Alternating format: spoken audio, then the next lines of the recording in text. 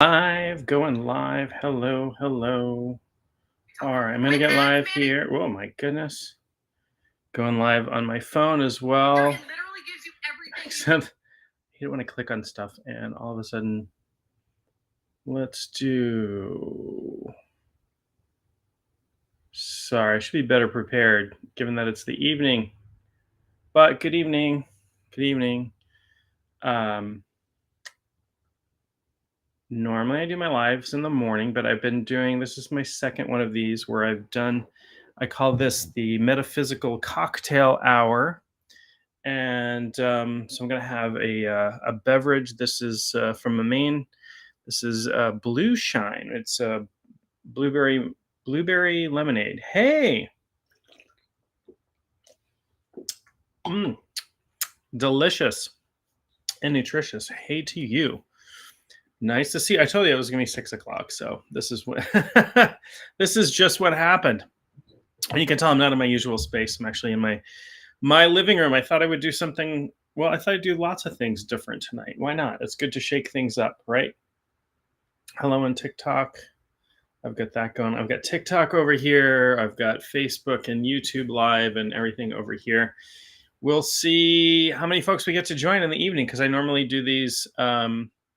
Normally do these in the morning, as I say. Although if you're watching the recording, this could be any time of day. But good evening, good afternoon, good morning, whatever time of day it is for you. I'm calling this Metaphysical Cocktail Hour as opposed to Shamanic Coffee Hour because it's a little, I could drink coffee now, but I'm having a bit of a beverage and hope if you're joining me, you're having whatever appeals to you as well. So I thought I would talk tonight. I'm going to get heavy, not too heavy, hopefully. Hopefully this will be a fun chat, but I'm going to talk about reality tonight, and I'm going to talk about alternate realities, and I'm going to talk about altered states of consciousness, a couple of my favorite topics. And so we're going to have to go through a bunch of stuff. I'm going to have to talk about what reality is and what is truth, because ultimately reality is about what's true, right? Or not. Or that's not the truth, and reality is about something different. And I'm guessing my dog has heard me talking to you and is now going to whine to go outside. So we'll see. I might have to get up and let my dog out in a moment, in which case I'm going to have to move. I don't have a desk in front of me. This is just on like a stand right now. So we'll work it out. Whatever has to happen has to happen.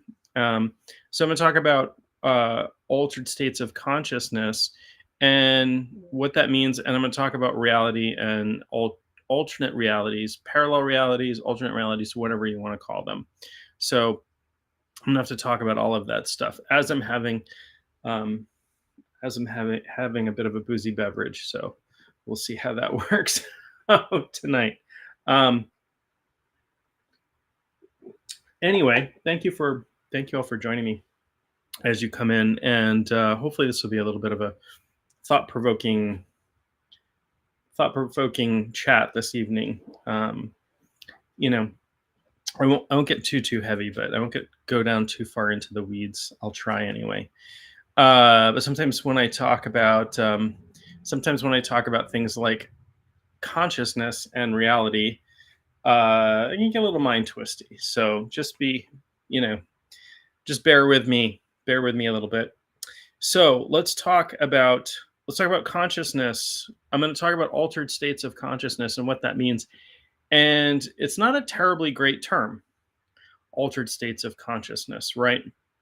Because what does that mean? What do we mean by an altered state? We mean something different than our everyday ordinary state of consciousness. What is our everyday ordinary state of consciousness?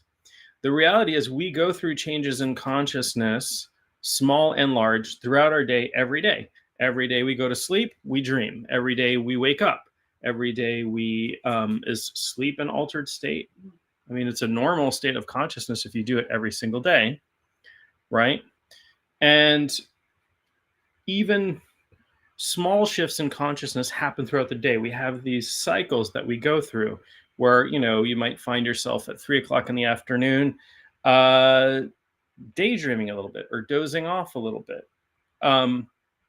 We have other states of consciousness. You might imbibe an alcoholic beverage or take something else and shift your consciousness in a maybe not a hugely profound way, but your consciousness, the quality of your consciousness is going to change over time, just naturally, just from existing. It's going to happen.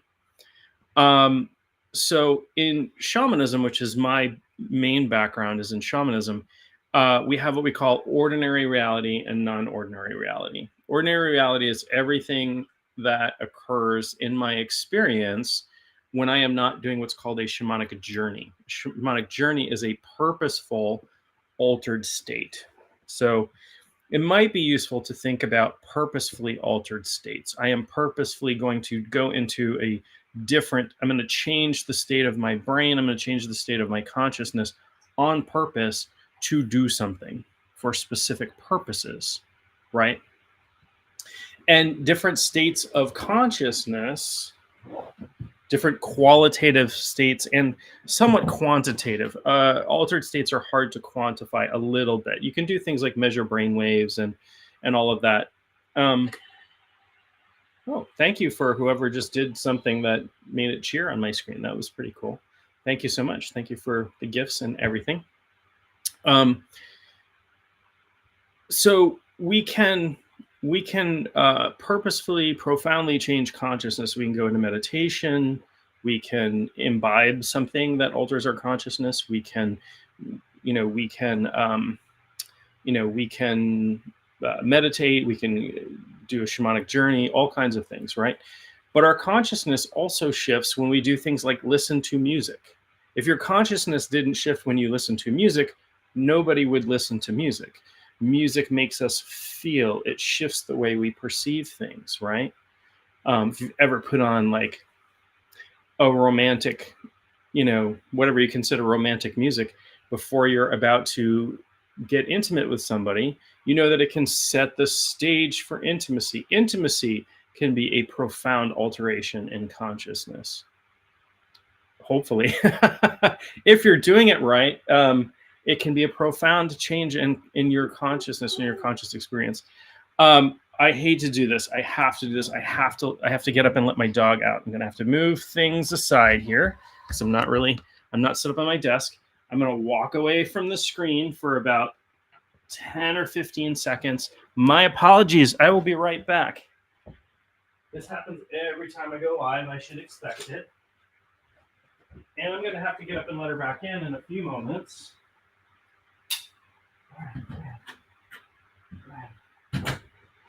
All right.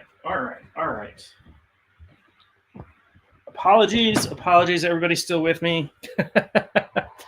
She does that every time. And I'm sure the cat's going to make an appearance at some point in the near future. She always likes to show up in my lives as well. My animals like to be the center of attention. But like I said, our consciousness, the quality of our consciousness, and even quantifiable things like our brainwave patterns, shift all throughout our day. So it's really hard to say what is an altered state of consciousness and what is not. But if I'm having this chat with you and then I stop and I go off and do a shamanic journey, and then I come back from that, I can say, oh, my consciousness was profoundly altered during that time. How do I know? There were qualitative shifts in my subjective experience. Sometimes those qualitative shifts are so huge that this being I think of as me, this body and this mind that I think of as me, kind of go away, right? Those are super profound shift when you go through what some people call like ego death or, ego detachment, ego unraveling. I haven't found a really great term for that yet. It's not ego death because my ego didn't die. It just went away for a little while. Ego vacation. That's what I'm going to call it. It's an ego vacation. I took an ego vacation. And my consciousness says, you don't need to keep this body and this mind in your current experience. So let's talk about what consciousness is for a moment. go back and define the term a little bit. Consciousness is our subjective first person experience. That's it. It is whatever experience is arising for you right now that you're aware of. What are you aware of right now? But it is subjective, and that you are having, you're not just perceiving light and sound and temperature coming to you. You're perceiving me talking to you. And that's not really reality, right? I'm not, you're not in my living room at this moment. At least I don't think you are. If you are, welcome. I'll get you a drink. But if you aren't in my living room, but you're still having an experience of me talking to you, that's arising in your consciousness. Everything that you perceive is arising in your consciousness. You are having a first person. I think you're having a first person objective, unless you're dissociating, in which case you are having a second or third person experience. But we'll say you're associated, you're fully associated, you're having a first person. You feel like you are you. You feel like these experiences are happening and you are at the center of them, or you're aware of them. They're coming up in your awareness. And it's subjective because everything we experience is filtered through our experience, education, upbringing, memories, our unique biology, right? I have this body and mind that I'm using at the moment. And that is unique from your body and mind. Which leads me a little bit to talk about reality and truth. And what is really real? What do we, and what is the truth, and what do we know? And the answer to that is, we know nothing. We don't know a thing. Not a thing. We experience lots of things, right? I'm experiencing that it's warm in here right now. And that's an opinion. That's not something I know. I'm feeling warm. Again, that's an interpretation. That's a feeling, right? I know that the sun sets at 7:41 this evening. Do I know that? I mean, I read it in my weather app. Do I know that? Do I know it's precisely at that time, or is it 3 seconds after, or 3 seconds before, or and setting compared to what? Like, I don't have a view of the horizon from where I am. There are trees around me. So again, there are lots and lots of ways, but for the moment, that truth works for me. And there's a really good, there's a phrase that I like that comes out of Huna, which is a Hawaiian system of spirituality, that is, effectiveness is a measure of truth, right? Is it useful if I think that the sun is going to set at 7:41 and I need to leave a state park before sunset because that's when it closes, is that useful for me to know that? Like, that we agree upon when the sun sets and the park is closed, so I don't get arrested for trespassing in a state park for being in there 10 minutes. If I go, well, no, the sun didn't really set at 7:41, right? So sometimes there's some agreement about reality. We call that consensus reality. When we have overlapping ideas about what is really real, when we agree to things, that is a consensus. But we don't have 100% consensus about everything. We couldn't. I have a completely unique, set of experiences. I have a completely unique perspective, as do you. Now, the author Robert Anton Wilson talked about living in reality tunnels, right? We all live in our own little reality tunnel, and we don't know what it's like 100% to be in somebody's reality tunnel. Sometimes our reality tunnels overlap a little bit, and we can agree to things. You use that judgment for your photography sessions. Yeah, so clearly, right, anybody who is artistic in any way understands the subjective nature of things, right? Understands, like, okay, this perspective feels better than that perspective, and this contrast feels better than that contrast, and this thing that I'm representing, whether that's through photography or painting or drawing or pottery or whatever, I'm going to do it in this way because that makes more of an impact. I think people who are artistic have a real grasp of how subjective reality is because we can make it much more plastic when we represent it. Right. Cats made an appearance. Here's Phoebe. Hello. We had a guest cat for the weekend, and or not for the weekend. It's the weekend now, but over the past few days, we had a guest cat here, Gary the cat, and Gary's a kitten and didn't quite know how to get along with the other animals in the house, but he was coming along. He's coming along. Gare Bear. Oh, thank you, thank you. Yeah, she's a cutie for sure. And she's a queen. She likes to be center of attention at all times. Whenever I do these things, she always jumps up in my lap. Or if I'm meeting with clients or students or what have you, she is right there, Miss Phoebe. So it's important to understand that every individual that we encounter, every individual being that we encounter, even though we all come from the same source, we all come from the same field of consciousness, at least that's my reality, we all have a completely different view of reality. In fact, some people who are watching me on TikTok are seeing this side of my face, and people who are watching me on YouTube or Facebook or Twitch are seeing this side of my face, right? And if you were to describe me to somebody accurately enough to draw a picture or something, you know, people over here and people over here would have different descriptions of me, even though it's the same me, I think. And having this conversation with you, everybody has a different perspective. That's an important thing to understand, right? I think we could live our lives more peacefully if we understood that. Like, how could this person see things that way? We get so frustrated, right? I had a student the other night, and I was talking to her, and she was like, "Oh, you know, she's making a job change or something." She's like, "My parents don't support this, and they don't understand. It's this and that, and this is my, you know." And I'm like, "Yeah, okay."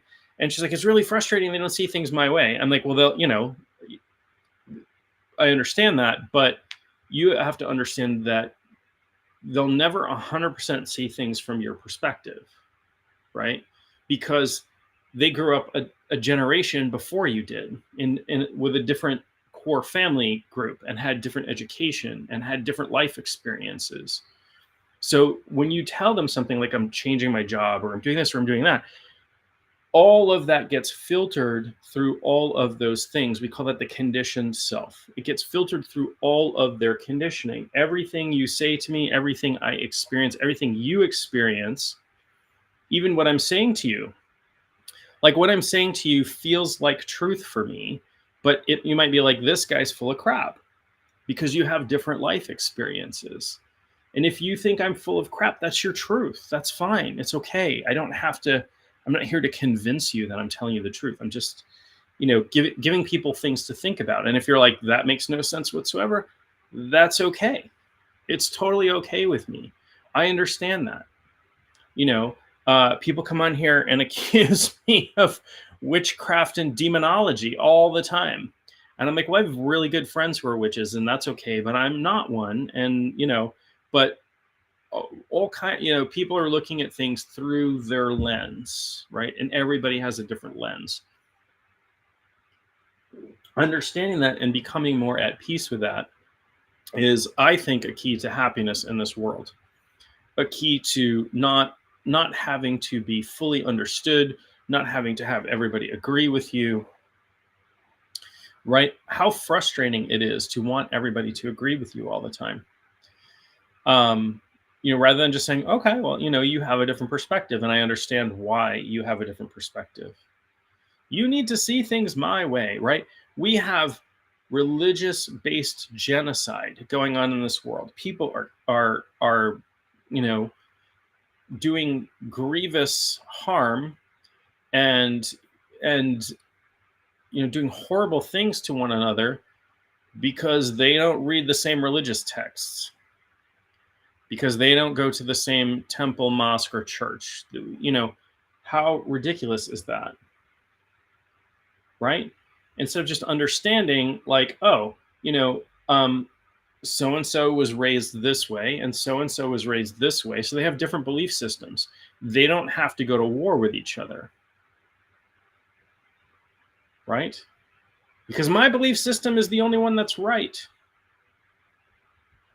How much hatred exists in the world because of that? It boggles my mind sometimes. So talked about consciousness a little bit, talked about what an altered state is. I'll talk a little bit more about that. And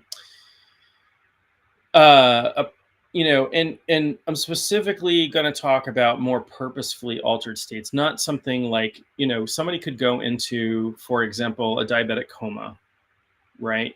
Somebody could go into, get hit in the head and get knocked out. And that's a profoundly altered subjective state.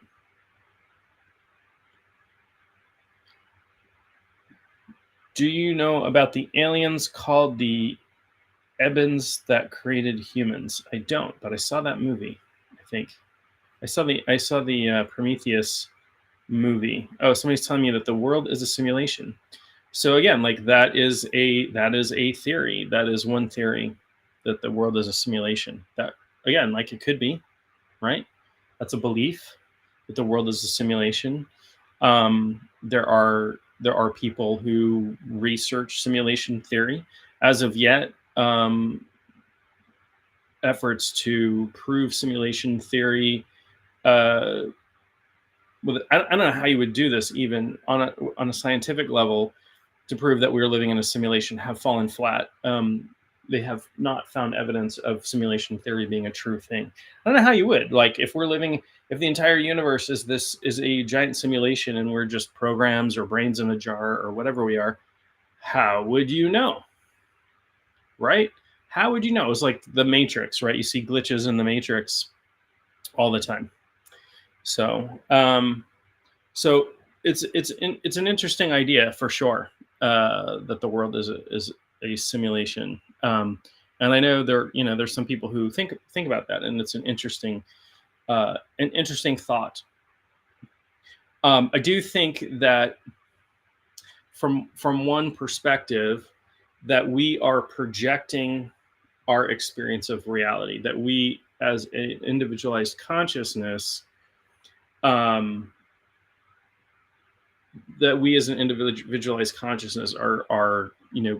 we have sensory input coming in, and we are placing our meaning upon that, right? If I point to I gotta let my dog in. I gotta get up for another 10 seconds or so and let my dog in. Pardon me.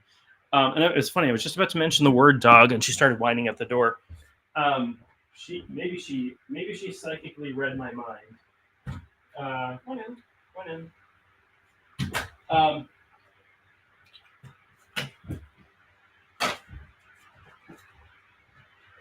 Here's the thing, though. Here's the thing for me, right? The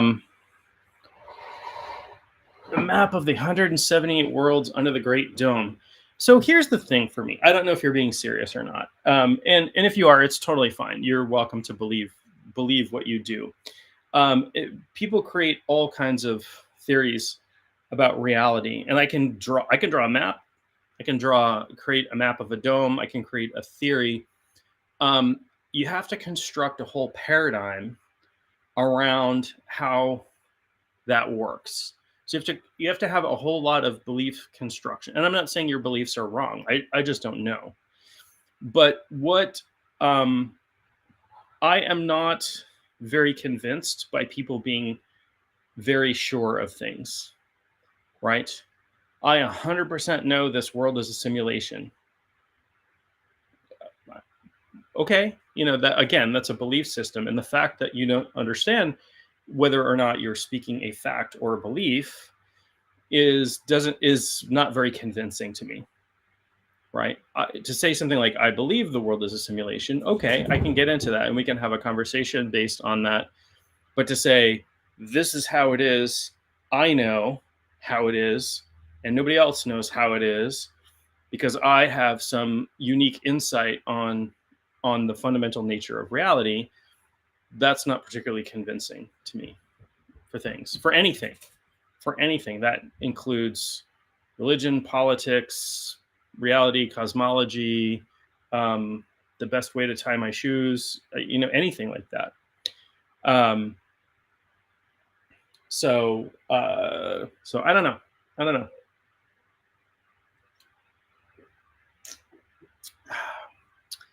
But what, you could be right or you could be 100% wrong. And there's no, there is literally no way for me to know that. And again, like, to quote Robert Anton Wilson, the author, he's like, the most useless thing in the world, is to say, I know something. I know. Like, no, you don't. Like, we have really strong opinions about things. We have really strong beliefs about things. But ultimately, we don't really know anything. Like, we, if we are living in a simulation, how would we know anything? That's the question. Yeah, it certainly could. Yeah, it certainly could be a good analogy for how things work. Right. If no book on earth can tell you the truth, how do you know what the truth is? How do you know what the truth is? And nobody else does. That would be my question. Yeah, I mean, I like cosmology was a religion in Russia. It was huge. Oh, interesting. I'm going to look that up. I'm not aware of cosmology. I just mean cosmology as a description of how the universe works. But I was unaware that there was a religion called cosmology in Russia. That's pretty interesting. So, oh my goodness, I think somebody has arrived at my door. I may have to go. Hold on.